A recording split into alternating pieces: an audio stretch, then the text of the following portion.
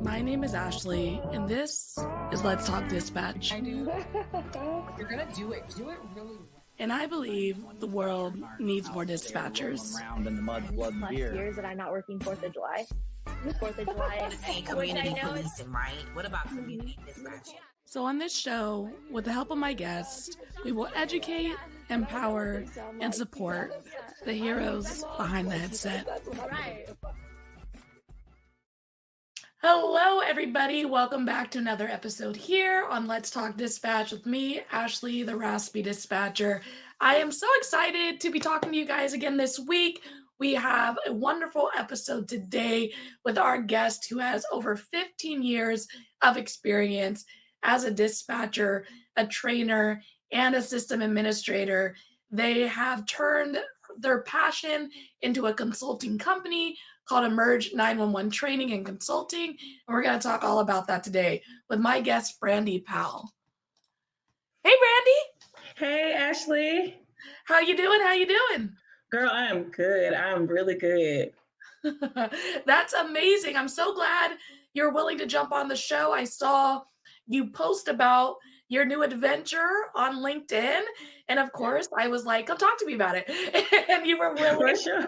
So I really appreciate that. Yeah, no, I really appreciate it too. You know, I've been just kind of launching this thing where you have this wealth of knowledge, and it's like, what can I do with this? How can I use my skill and my passion? How can I, let people know that dispatch is a viable career if we stay healthy, right? How can I do this? And it just kind of emerged, to use my word, right? Oh my gosh. So how did you get into public safety? Oh man, so my dad was a police officer. So I remember being like 6 years old, learning the Miranda rights for no reason. I had this book and I was like, you have the right to remain silent. Anything you say, and I memorized that because I have a ridiculous memory anyway. And I still remember it. 6 years old, sitting in his patrol car when he would like come by on his breaks. Yeah. And so I always have had like a deep respect for law enforcement. And then for some reason, I always worked in offices. So when I saw dispatch come available, I jumped at it, but I didn't know at the time that it was going to be my career, right? I think a lot of us, especially going back, like, I'm making it a career now, so they know. But years back, 15, 20 years back, you didn't need a degree and you didn't need experience, and it was a decent little pay, and you wanted the job. So I was like, hey, I don't have to be out in this weather. Surely I can help some people, and I didn't realize then that it was going to become something that I would become so passionate about. But I just, from day one, it was something that I felt a calling to. Like you really, when you're in that seat, you can really feel whether or not you have purpose there. Yeah. And I can totally relate to like this idea that I wanted the benefits. I liked the pay. It was kind of in my wheelhouse of things I studied and enjoy. But it's the same, like I didn't know that would grow for me to be the raspy dispatcher and a podcast, Right. All these other things. But you're right. Like sometimes this job can really like snowball into a really positive experience outside of the job. Definitely. It definitely has done that for me. I think for a long time, I used to call it the public safety pigeonhole, right? Where you'd be a dispatcher and it was only dispatchers, maybe a shift supervisor and the boss. Mm-hmm. And the boss may or may not have had dispatch experience, but that was the only places you could go. Now there are so many routes to take professionally. You got quality assurance and you got GIS and, the system administrator and training coordinator, and there's so many different paths that you can take in dispatch that 15 years ago we just didn't have. So it's beautiful now because it's like, hey, you don't have to come to dispatch for work while you're in school and then get out. No, you can build on your skill set because we have a plethora of skills in dispatch. Like we use everything. Yeah, and I think that's something that's super important to highlight is like, yeah, if you just want to show up for work and answer the calls and go home, cool. But there are so many different avenues, different special assignments, different roles that are available now for dispatchers. I mean, they allow our dispatchers to be on our CSI team.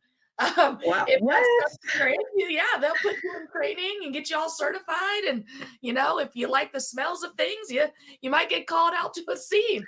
But That's really awesome because interestingly enough, I have a class that I teach called the Anchor Approach, and it's a method that I've developed for crisis callers, and it's derived from like hostage negotiation skills with building a rapport and things that we know we have to do when like we have a crisis or a suicidal caller, and it's like. This is very much like hostage negotiation. Y'all go ahead and call me out. Let me talk to him. Give me the phone. Let me talk to him.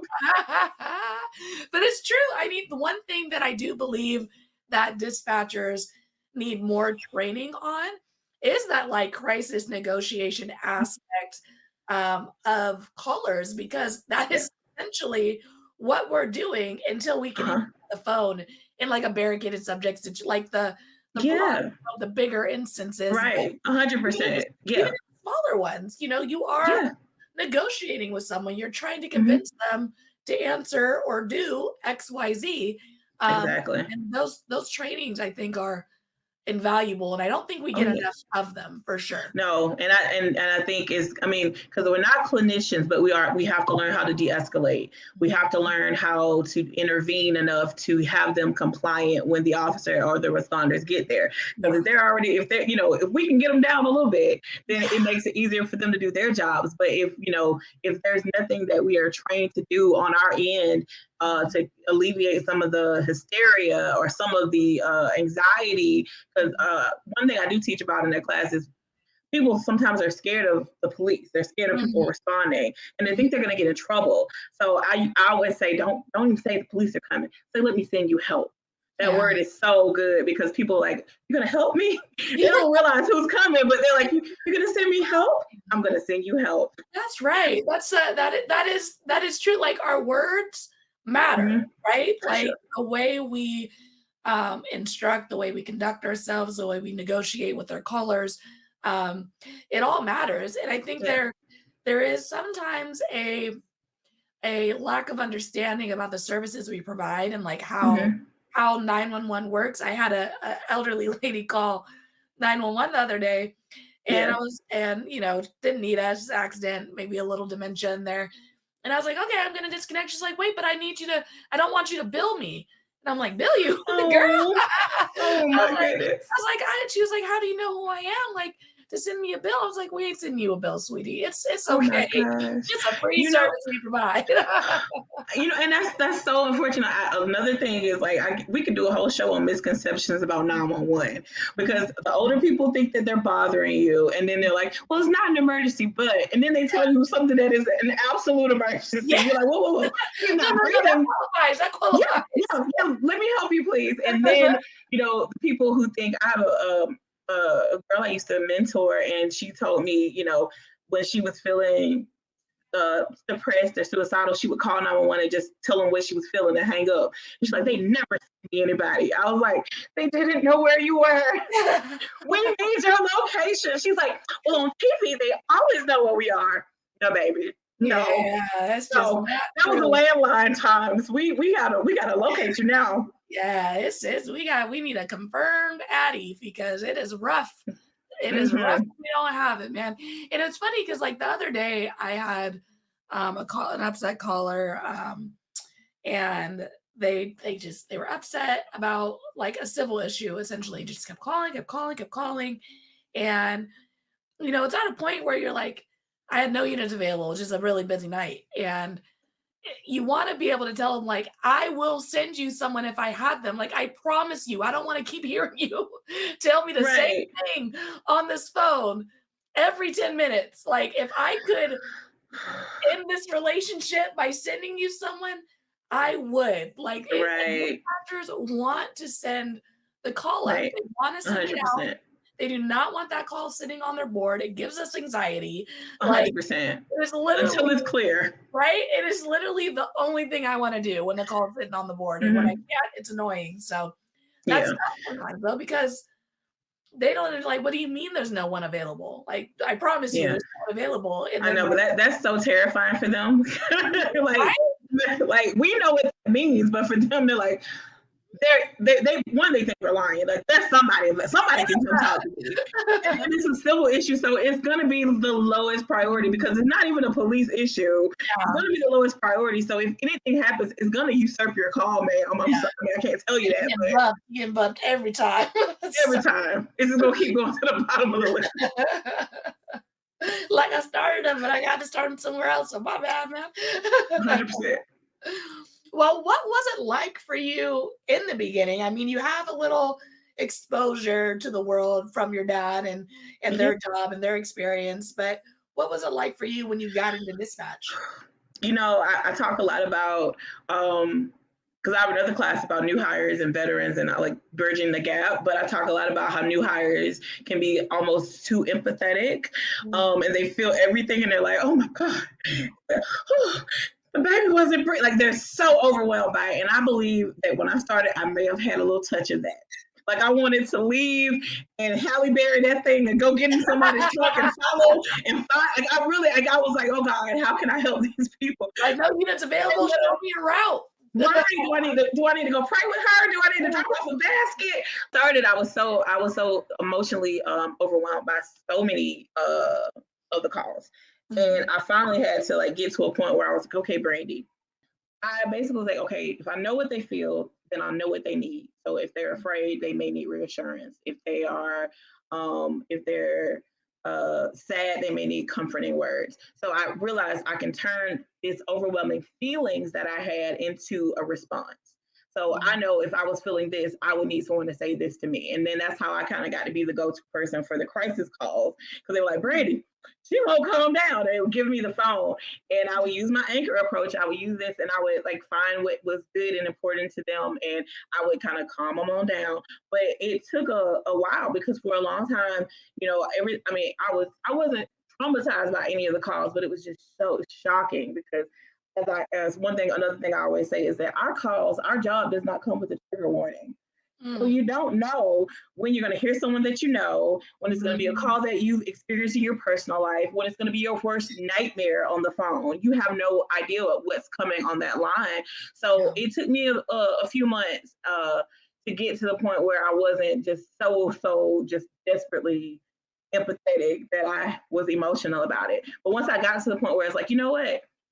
I'm able to help them. I'm able to send them help. I'm able to do something. I'm able to redirect my brain from being like scared for them. And I have police, fire, and EMS. I have the response that they need. So I gave them verbally the response and comfort they needed. And then I would give them the response they needed. And that made me just fall in love with the job because maybe I have a hero complex, Ashley. I don't know. Maybe I don't. I don't know. Sometimes you gotta take your cape off before you go to bed. Sometimes you wear it to sleep, you know? Sometimes, it's satin, so sometimes it feels good, But I think this is a great thing. I think a lot of people probably deal with this hurdle and dealing with this job, right? This empath idea that you're feeling all of the things that your caller is feeling. And I do think that there are some people who feel that and then run, right? Because they don't like this is for me type of a feeling. 100%. Because I feel too much. But I love that you've taken that honestly superpower, like being able to feel what people feel is really I would imagine it's taxing for you, but it really is a blessing for the person who's receiving the help. And putting that into a way to do your job well, I think is awesome. 100%. Yes, definitely. I think when I realized how to do that, then I wasn't so affected. And then it also stopped me from, like, I always say that a certain point you have where you feel too much, and then you may get to a point in dispatch where you don't feel enough. Like you have the callous, and I call it the calloused dispatcher. We're not callous as if no feelings, but we're callous like I don't want to bleed, so let me get a little extra texture here, right? So I think what happens with that is over time, sometimes we don't feel as much, and it's only because I've seen this so many times before. I've heard this call so many times before, and sometimes that happens. I teach a seminar called Triggers, Trauma, and Telecommunicators. And when I teach it, I ask about, like, what do you do when you handle a triggering call? And one lady, she raised her hand and she says, I don't handle triggering calls. I think I'm a sociopath. And I was like, whoa. Hey, Hold on, baby. That's out of our pay grade now. Another class. Another class. That's a whole nother course. We'll deal with that another time. Today we're talking about, if you are, stop it. You know what you're doing. Let's not let her represent us as a whole. No. Right? It was like, oh, don't say that. But it was very funny. Oh my gosh. But it's true. I think there is a level. I think when I look back at, my career so far and, the eagerness that I had, like, when you first start, you kind of want the hot calls, right? Like, I'd always, my friends would be like, oh, how's work? And I'd be like, oh, it's boring. Nothing's happening. And they're like, well, doesn't that mean everyone's safe? I'm like, yeah, but I mean, like, I want like a light foot chase. Like, I don't want, like a foot wound. I don't want like someone harmed, but like a light bug, like this. And because, you the adrenaline, the excitement, all those things that come with first responder type roles affect dispatch as well. But then you take your 100th, 1,000th call and it can get a little, that empathy can go down and you're like, another one. Or you're talking to the same people. Like once they say the address, you're like, okay, Jimmy, like we just got exactly. Let her back over, like and it's tough. It's a tough role to keep being the person, especially for our frequent flyers, just because we know it's a constant struggle for them, for whatever. For sure. Definitely. Well, do you remember any of your early calls for service or what that was like? Just getting in the door. I got calls now. We have our anecdotes, right? And sometimes I tell people, and they're like, first of all, get on stage, just do this as a comedy routine. But I remember, okay, let me see which one. Lord Jesus, it was so many good ones. This guy called. This is one of them. And he called and he was huffing and puffing. Bam! Oh my God! My girlfriend stole my car! And I'm like, sir, okay. I need. So at this point, I'm like, what's your location? And he told me his address, and he's still huffing and puffing and screaming. I said, what kind of car do you have? I have a red Ford Mustang. You need to get her. She stole my car. Okay, sir. Where is she? Where is she now? He's like, she's on I-75. She's headed south. Get my car. I'm like, why is he screaming so bad? Sir, where are you located? Where are you? He says, I'm on the hood. He was holding on for dear life. And I was so typical. I was like, I told I was still connected. My umbilical cord with my trainer. Yeah. Get it. That is wild. Girl, he was on the hood down the interstate. Yeah, like on the hood of his, like, you're not stealing my car. Yeah, some things you gotta let go, sir. Some things. Yeah. Oh my gosh. Don't let go when you're on the interstate, though. You gotta hold on to the exit. Listen, that's why because it used to be when we ask where's your emergency or sometimes about location. Where you're calling from may not be the location of the emergency, but he was actually, and then some people call and they're mobile. So you have like this constantly changing address. Well, which exit are you passing by now? I can't tell them to get off the hood. Yeah. Oh, could you imagine, like for us out here, like that's a CHP call. So highway patrol. So like, please hold while I transfer you to the right agency. They're just strapped to the hood of the car. You're like, man, jurisdiction stuff. Gotta hold on there, guy. I know, it was so funny. Oh my gosh. Yeah, you get so many funny calls especially when you start, because it's like mind blowing. Is this really happening? Yeah. Like, oh my, yeah. It's true. There is a level of, I don't think anything could surprise me now. But when I first started, like I would get calls. I'm just like, what is happening? What? Like, how is this a thing? Like, wait, you said, I want to make sure I'm hearing this right. You said you're on the hood of the car on the freeway? Like, I'm telling you. After a while, you're not as surprised, but oh my gosh, that first couple of years, I know I had to mute my mic a lot because I'm a laughing person, and I was like, I can't. Like after a while, you get the better of it, but at first I was either crying or laughing, I guess. Oh my gosh. Do you when you told your dad that you were going into dispatch, did he have any like feelings or opinions about dispatchers or like give you any advice or what You was know, that transition for him like? so for a little bit, it was, well, police officers kind of like he poked out his chest like I wasn't a cop. So, when I was in police, when I was policing, okay, that, yeah. But after a while, it was more like a camaraderie, like, yo, you know what I'm talking about. You're in law enforcement, And so it was great because he was able to kind of like put me in the family, so to say. But then there was also like he would tell stories about how, because, certain smaller agencies, they'll put the officers at the desk and they'll make them dispatch. And he'll talk about the times he was at the desk like he was doing something.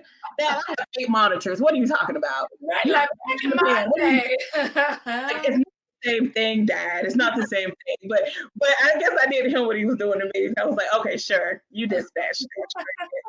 But it's been really great. I think he loves the fact that I'm in his mind in law enforcement because that was his field. He went from military to law enforcement. So I have just that respect for our servicemen and women, and I have that respect for our all of our law enforcement, fire and medic community, and especially us because we're the first responders. That's my hero. I think we should do an episode where we just have your dad like do a sit along and like yes, record like just his facial expressions. Yes, I'm telling you. Knocking it out. He has some great stories about some great chases, and I would love to hear it. But then I would think about it from the dispatch end, and I'm like, oh my gosh! I just remember every time they're running, and I'm like, oh crap, paying attention. And they didn't have no mapping like we got nowadays, they're just. We got maps. I can see where he's running. I can see his little MDT, his little. Right? No, they had nothing. He had to tell them. Yeah. I'm headed southbound. I'm in the alley. And of course, they're gonna breathe into the mic because he's like, please. Right. Yeah. The firefighters work out, Dad. The firefighters work out. Just side-eyeing your dad at like Christmas dinner, like you the type who don't answer the call when you get raised, huh? We gotta turn the people on for you. Is that yes, pops? Exactly. My dad was the kind that would go in without backup. That's the kind he was, and he got bleach thrown in. He got bleach thrown in his face before, and he said he was going. It was a domestic, and you have to wait for backup on a domestic. Yeah. And he went on in, and he handcuffed the guy. And as he walked off with the perpetrator, the woman was like, "Don't you arrest my man!" And she threw bleach out. Oh my god! And I'm like, Dad, why did you not wait for backup? And he's like, well, I figured I could handle it because I knew him and I know he respected me. But my dad was the one that would go without backup, which is annoying as well. Right? I have an option like that. I'm like, man, I could send that man to a bazooka call and he'll be like, "Good for, I'm good." Like, what? There's a bazooka. What do you mean you're good for? What's happening right now? I'm talking about a hero complex right there. You just think, oh, you're bulletproof. Okay. All right. Oh my God, so amazing. Well, tell us about your company, Emerge 911 Training and Consulting. How did that come up? Well, so I left. Okay, so a couple years ago, like about a year and a half ago, I got married, and my son got sick on my wedding day, and we had to be life flighted on my wedding day. His blood sugar was 722, and he was diagnosed with type 1 diabetes, and he was really sick. So we had to we relocated to be near better medical facilities because where we were from, they had horrible hospitals. So when we relocated, I left my job on base. I was dispatching, and I was trying to find another job. And the only thing in the federal government that dispatch can transfer to, that the experience counts for, is secretary. Because dispatch is a secretary by the federal government standards, right? We're all seething about this, of course, right? But I didn't know how mad I was until I became an underwhelmed secretary. I'm secretarying, and I'm like, this is not for me. Yeah. This is not my bread and butter. I don't know anything about these aircraft parts. What are we doing? It was very, very underwhelming for me. So what I started doing was I got on LinkedIn and I started looking, well, maybe I can go to the vendor side of 911. Maybe I can still be connected that way if I'm not going to be in the 911 center. Maybe I can be connected. So I started looking and connecting on LinkedIn. I realized that there were conferences that I could submit to, and I've always been a trainer, and I'm like the extra trainer. Like I'm making worksheets, and I create acronyms, and even my anchor approach has an acronym. Every letter stands for something because I'm a nerd. And so I submitted to, I think it was the Illinois Public Safety Communications Conference in Springfield, Illinois, and they were like, "Yes, please come." And I was like, "What? Me? I'm not even a dispatcher anymore." So I went. I taught. It was amazing, and I began to realize what I spoke on was the fact that 911 has no chaplains. So can you hear me? Yeah. Okay. So I spoke on the fact that 911 has no chaplains. So I started doing some research and looking into it, and I realized that police have chaplains and firefighters have chaplains, and in some cities, that paramedics have chaplains, but dispatch doesn't have a chaplain. And so I've been in ministry for 12 years, and I've always just wanted to be a chaplain, and just love the concept of being there to support people in crisis, because it's what I do anyway in ministry and on the job. So I was like, well, why don't dispatch have chaplains? I came to the conclusion, based on my secretary position, is that because we're not considered first responders. First responders would get chaplains. So agencies, and then I did a study, agencies who are considered, PSAPs who are considered first responders in their state, they tend to have chaplain services. Even if it's just the police chaplain, they'll come by and see them or come and speak to them. They include them in critical incident debriefings. A lot of dispatchers are not included in those. We deal with so many stressful things, and then you have to get on the next call and on the next call and on the next call. So I realized that there was a wellness issue, because when you're a seasoned dispatcher, you've been here for a while, you're a veteran, they didn't really care so much about our wellness. You just had to keep answering the calls. You have a stressful call, you might be able to take a little break, but most likely you were understaffed and you couldn't take a break. So that's what I began to speak on. And the more I began to speak on it, the more I realized, like, I have material, I have trainings, I have things that I could teach and train on that are like second nature to me, but it's something that really like changes the audience when I speak to them. Like they learn something. I spoke in Pennsylvania a few weeks ago, and when I left, they were a very quiet crowd. Like they didn't hardly say a word. They were like this the entire time. They didn't say a word. And I was like, okay, are they picking up what I'm putting down? Right. And they were very quiet. And I'm an engaging person. Like I have questions and we're talking, and they were like the whole time. And but when I finished, they all ran up to me and had individual conversations with me after the class. I was like, why didn't y'all talk when I was teaching?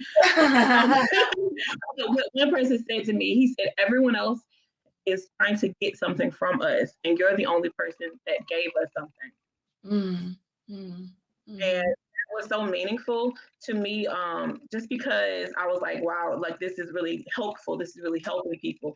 So what I've developed is like a program where I can come into your center and we can kind of see where you are as far as wellness and how we can grow your wellness program. Courses and classes may be needed to just kind of like to improve the wellness of the center, because a lot of centers have that generation gap where you have the new people, and I love these Generation Z people because they care about work-life balance in a way we never did. Yeah, like, that is their goal. Like they want to be appreciated and they want work-life balance. We want benefits. Yeah, it does.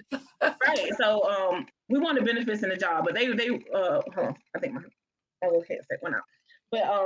But yeah, so they want something different and they need something different. And what we're realizing now is that because of us not having these things instituted over the years, we're seeing this influx of PTSD, this influx of depression, anxiety. It's to the point where most seasoned dispatchers kind of expect to be burnout. They expect it. It's an occupational hazard. They know they're going to get burnt out. It's occupational hazard that someone lose their hair, Like I had a lady, a coworker, and she was always her stress level was on a 10. So she was always either smoking a cigarette or drinking a cup of coffee, and she didn't eat, and she was like jittery. She was like this. And she couldn't gain any weight, and she was just stressed beyond belief, because you have real life. You have the environment in the center, and then you have the stressful nature of the job. And I say it all the time, this is one of the only positions where you talk to someone on the worst day of their life multiple times a day. I'm talking to somebody who is currently being traumatized, and I'm gonna hang up the phone and do it again. And then I'm gonna hang up the phone and I'm gonna do it again. And I'm gonna hang up the phone and I'm gonna do it again. That is a very bizarre career that we are talking to people in the midst of, like, in the height of their trauma. Like the saddest moment of their life, they're on the phone with us. The saddest moment of their life, they're on the phone with us. And that's something that, years and years ago, our wellness wasn't a priority in centers. It was just the job. And now I love that it's taking a front seat. And I want to be a part of that, because I feel like I have social workers that I work with to build this curriculum, to build these things, to make sure that people have what they need, so that, when they're done with this course, they're stronger. When they're done with this course, they're a little better. They have tools that they can implement into their life that enable them to balance the stress of it, right? So self-care over stress is something that I teach, because a lot of times people feel guilty about taking care of themselves, but self-care isn't a spa day. Self-care can mean saying no. Yeah. Self-care can be a boundary. I'm putting up boundaries. That's self-care, right? And a lot of people lack boundaries, and they lack the level of ease to take care of themselves, because they feel guilty about it. So that's something that I also teach, is just how to take care of yourself, so that we can continue to thrive in this position, because it's such an honorable position. We're doing such amazing, amazing things. But if the stress level is killing us, then we'll never be hailed as the heroes we are. We'll never be able to accomplish the things we want to do. And we'll never make it past year 5. They'll get their degree and skedaddle, because they're not going to be able to stay in a place that doesn't sustain their mental health, their spiritual health, their physical health. That's what holistic wellness is. It's mind, body, and soul. So where some places deal with maybe your mind, they give you an EAP. Nobody uses EAP. People don't use that. They just don't. They don't feel it's relatable. They don't feel they understand dispatch. But mental health, some people give you a gym. They give you a gym membership, or there's a dispatch center in Georgia that has a fitness trainer comes in once a week on all the shifts. Like, that's really cool. But I was talking to the now state coordinator in Washington this past weekend, and I was like, what if they give you a gym membership, but they don't deal with your mind? She said, now they're strong enough to beat you up. I was like, oh my God. We gotta work and adapt here in this line of work. So yeah, burnout is real for departments, for dispatchers, and it's something that we were saying happens, but shouldn't happen as often, as consistently as it does. It's almost is expected at a level that is higher than it should be. Like, burnout should be something that that we actively work to prevent. That we we know that these are occupational hazards. But we shouldn't let it get to the point where it's like we're trading our burnout. Like, we're like, I'm burnt out now, she's burnt out now, she's burnt out. So there should be things put into place with wellness. And I did a survey, and a lot of 911 centers do not have any kind of wellness. They don't have anything in place that's specifically for them. They don't get a critical incident debriefing after crazy stuff happens. They may or may not be included in the room. They're an afterthought. And I think a part of that is because, the hill that I will die on is because they don't believe us that we're first responders. I think they don't think that the trauma affects us as deeply as it affects those who are visually seeing it and physically there. And they don't understand that, all of the factors, our real life, the center environment, which can affect everything, and the cause is a horrible cocktail. Yeah. Yeah. And I like me a stiff drink, but let me tell you, I don't I don't need that, And I think you mentioned it earlier. One thing that's very telling of the differences between infield responders and dispatchers, and it's not a competition of like whose trauma weighs heavier or anything like that, but just the reality is if my officer goes to a high priority call, let's say a shooting or a really bad DV, they're going to sit on that one call for 6 hours, 7 hours, maybe their whole shift if it's Mhm. really bad. Yeah. Like you said, I'm going to take that call, talk to that victim, and then I'm going to talk to another, and then I'm going Right. to talk to another. And so the just amount of trauma we get exposed to is different and Mhm. more. Like Oh, it's just yeah, different and it's it valid. is. It is. And there's this almost like with the hostage negotiation portion of it, how we're trying to get them to comply or give us their location. There's this level of, pulling teeth that we have to do, or building rapport that we have to do in a short amount of time to get the information that we need to get. And you have to be very skilled at it. And, everybody ain't always easy to talk to. Like you have your callers who are like the hysterical one is the one they're going to put on the phone. It could be a Yeah. room full of calm people. They're gonna put the hysterical person. I don't know why Right. I guess she believes it's most emergent. I don't know. I don't know why they put them on the phone, but they do this. But yeah, it's so many factors to our job that make each call potentially just overwhelmingly stressful. And usually, if I tell people, they're like, "What do you do for a living?" And I'm like, "Oh, I'm a 911 dispatcher." The first reaction is, "Woo!" Yeah. You better than me. Woo, Mhm. woo. So the public knows that this is a stressful job to the Yeah. point where they're like, oh, I wouldn't do it. No, Okay, thank you. ouch. We still hiring them, so you wanna We're let's hiring, talk baby. about it. Listen. It's such a unique experience, and I love talking to people who have experienced this line of work, have seen a gap that affects them, speaks to them, they're passionate about fixing, and then do it, and that's what I think you're doing with Yeah, Emerge 911 is you saw a gap, you've experienced the gap, and now you're trying to fix it, at other agencies and departments. I think yeah. that's wonderful. It's so cool. Thank you so much. Yeah, I really, I say it all the time. I just want us all to be okay, and like Mhm. it's really my heart. Like when every conference that I've been to at my own expense. Mhm. I paid for the ticket, I paid for the room. A couple times I was embarrassed about what hotel I was staying in. Y'all at that hotel. Oh, okay. I'm not there.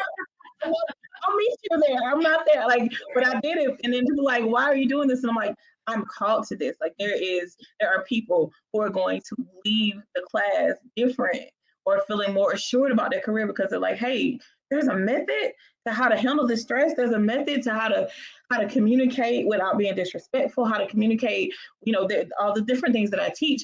But I know that someone will be shifted and changed by it. And then especially the 911 centers when I'm able to get there.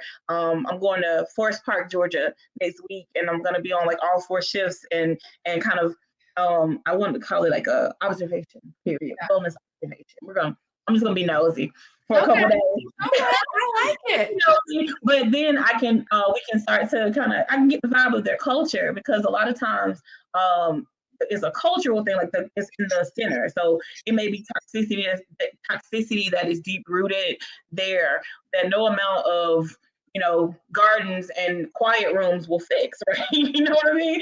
It may be some things that need to be, pulled out at the root. And so if I'm able to go and see what the issues are and speak to the issues, and I'm a workshop guru. Like I'll plan a workshop about anything. You can say, Brandi, I want to talk to people about, how we should be on the forefront of technology instead of getting it 5 years late. Make you a workshop for that. I'll make a class. We'll talk about it. We'll work it out. I mean, just because that's what I can do. That's what I have, the ability that I have. So I want to see what they need so we can fill the gaps and fill, the need so that they can stay in their job and they can move forward. I just see the turnover has always been. I've been in this 15 years. The turnover has always been a problem. Every 911 center is always hiring, Yeah. like always. And then sometimes they make you jump through hoops to get the job, but the qualifications are not high. So, it's going to always be this endless, cycle of people coming in and people going out. We can't get on top of this technology, get ahead of this with this wellness, merge this generation gap between the veterans and the new hires. Baby, they disrespect these new hires on day one. They do. On day one, they'll go ahead and be like, I'm gonna learn her name. I'm gonna learn your name until you're here for 5 years. Like, just not gonna last. Like, just antagonize. Right. They act like they don't want a vacation. They act like they don't want to submit a time off request and get it approved. Train this child. Train her. Stop hazing these new people. Let them become veterans too. And then you go out 4 years, they'll call their little criminal justice degree and skedaddle to the police department. Come on. Right? Like, give people a reason to stay. 100%. Give people a reason to stay. I'm a big advocate, obviously a lot of the Raspy Dispatchers started with aspiring dispatchers, like helping people through this process. And one of my speakings and one of my sessions I do is like retention starts at the application. Like if you are going to wait to try to retain these people after they've trained, after they're actually counting as a body, like you're too late. It starts at the moment they submit their application. This feeling, this experience that they have through this process is gonna give them buy-in or not, Right. It's just a good place to start. It's from the beginning to create that culture. And what I love about, like you say, you're gonna go do an observation, a wellness observation, and see what the center actually is doing and what they actually need. It's wonderful because I think a lot of times people, they sell a thought or they sell a feeling. And like, I can help you change, but what you're saying is like, I can help you change, but I have to see what I need to change first. Yeah, right? let me get around because one thing people will do is they give you this one size fits all. I don't tailor this course to y'all. You know what I mean? I don't figure out, okay, y'all have a problem with the generation gap. Y'all have a problem with the technology or the training or the retention of knowledge and whatever. I can figure out, like, let me figure out, but you have to be there. And a lot of times when you work there, you're too close, or you'll put a Band-Aid on something as opposed to dealing with where the wound actually starts. So I would, having a really good conversation with the directors and letting them know that, this is my heart. This is what I'm passionate about, because I've been in centers where we were all scared of the supervisor. Yeah. I've been like really scared. Like she was Freddy Krueger, scared. Really afraid. She come in. We're all grown-ups. Why are we scared of this woman? Yeah, straight up. Right, and it's like, that is a culture. That is a bad thing. That is not you. No matter how much therapy you give them, no matter how much you have somebody come in and help them do Zumba twice a week and Pilates once a month, if your supervisor is a bully, they're gonna feel bullied. Yeah. And emotionally, interpersonal skills are another thing that I deal with. Like, because I've always been that person, Ashley, where they would put me on shifts with the difficult people. They're like, well, Brandy's going to get along with them. And then I'm on the shift like, why am I here with them? Just because I'm nice don't mean I want to do this. Right. But I've been that scapegoat so many times in professional environments, in ministry environments, in community service environments. There's a difficult person and they put me with the difficult person. And I'm like, oh, this is fun. So I know how to deal with difficult people, and to the point where now this difficult person is like my best friend or so close to me. So I know how to diffuse the bullies. I had a supervisor once, this quick story. She hated young people. She just could not stand young people. And she would, like, I'm telling you the truth. One day I did something, I think I was late. She had me write lines, Ashley. She had me writing lines. Oh, show me the policy. I'm not right. I had to write the policy like verbatim in my handwriting, and I was like cramping up. My fingers are cramping up. I can't even find a pencil anymore. Like, where are those at? Like, first of all, carpal tunnel's an occupational hazard too. Don't make me hurt this wrist. Okay, so she was so mean, and it was weird. I'm saying what made me and her bond. She and I bond. In June of 2009, Michael Jackson passed away. And I almost called out of work because I don't play about MJ. That's And right. when I got to work, I looked at her and I said, listen, ma'am, don't come for me today. I'm mourning. And she says, Brandi, I'm mourning too. And she was the biggest MJ fan. And so she and I got so tight before I left. She was the Freddy Krueger. But before I left, me and her was so tight. Like we followed his Conrad Murray trial together. Look at him. Look at him. You know you don't give him that medicine at home. You know that. She was like my best friend when I left. When I left, she was crying. But when I tell you, she made me write lines. I was so scared of her. She was wild. She was crazy. But yeah, so difficult people. Yeah. I got a class for that too. I have a literal class for that too. Oh my gosh. Well, how do people work with you? How do they find you? How do they set up a consultation? How does that work for you? So I have a website. I'm gonna be honest, it's not the smartest name ever because people gonna mistype it, but it's emergeempowered.com. And I'm gonna tell you why it's not a smart name, because that middle E is shared between the words. You hear me? I thought I was being clever, but I was not. It's emergeempowered.com. I'll message it to you so you can see what it is, right? So you put it across the screen. But emergeempowered.com, the first thing you see on the site is a form that your agency can fill out.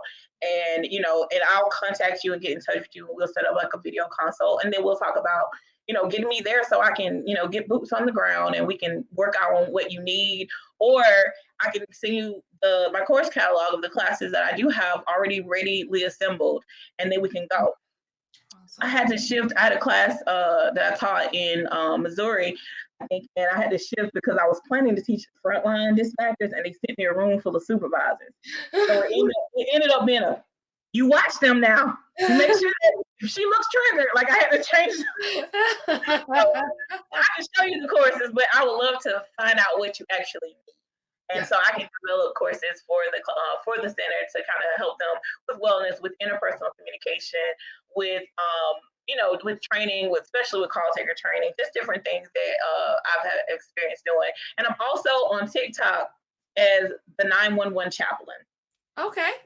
So that's my thing too. Is hopefully I want to get to where I'm able to train people in different communities, go into 911 centers and serve as chaplains and come in after critical incidents. So that is a part of the big vision, is that I'll be able to do that. So as of now, I'm doing it by myself. I'm just praying for people. I'm just on there dropping, when something happens major and 911 is on the news, you're going to see me on the video, right? Hey. Yeah.